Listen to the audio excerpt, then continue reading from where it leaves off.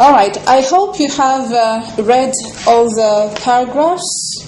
Remember that there are 7 paragraphs in the text, just in case you have forgotten to read the 3 other paragraphs. Now we're going to do the correction together. The first question is, why do teenagers see the world as a smaller place than their grandparents did? What does this mean? I don't know if that question is clear or not, but I'm going to try to make it clear for you. Teenagers now, not only teenagers, but people now, see that the world has become smaller. It's not that the world has become smaller, but the world has become one.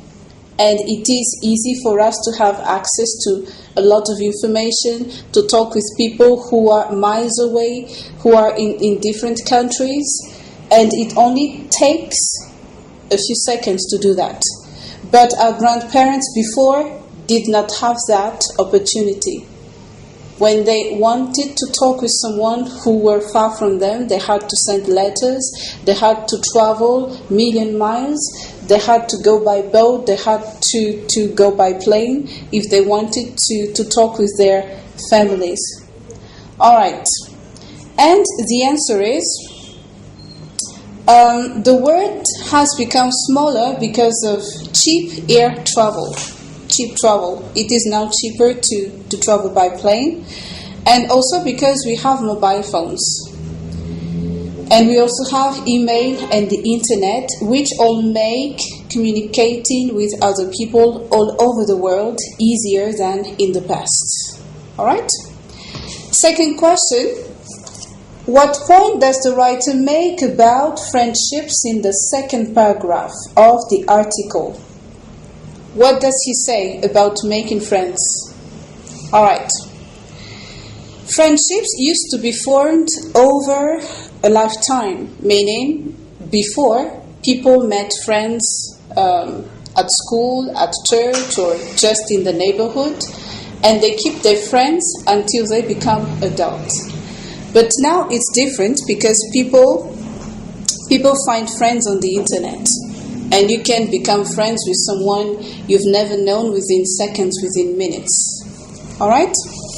Question number 3.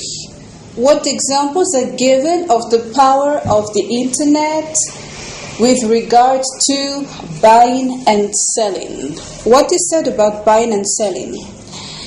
Alright, internet shopping is very common now, and millions of people buy and sell to strangers, and they set their own prices. Okay? For example, you've got something you don't like at home, you just show it on the net, okay? And you set the price and everybody can propose to buy it from you. About getting information. Right, on the net we have Wikipedia, which has more content than any other encyclopedia. And it's free. But the problem is, it's free and people can add and change the content, and sometimes the information is not reliable, so you have to be careful when you use Wikipedia. And the last one, C, is social networking. Okay, what is said about social networking? People meet new friends and find old friends too on the net. And it's much easier to share experiences now. What warnings does the writer give about internet sites? The writer talked about 2 things, if you remember well, in the article. He gave 2 warnings. The first one was about unscrupulous salespeople. I'm going to give an example. Sometimes there are people who post some photos on the net wanting to sell those things, but for some of those unscrupulous people, the things that they propose to sell do not even exist. Alright? So you have to be careful about that. The second one is Wikipedia.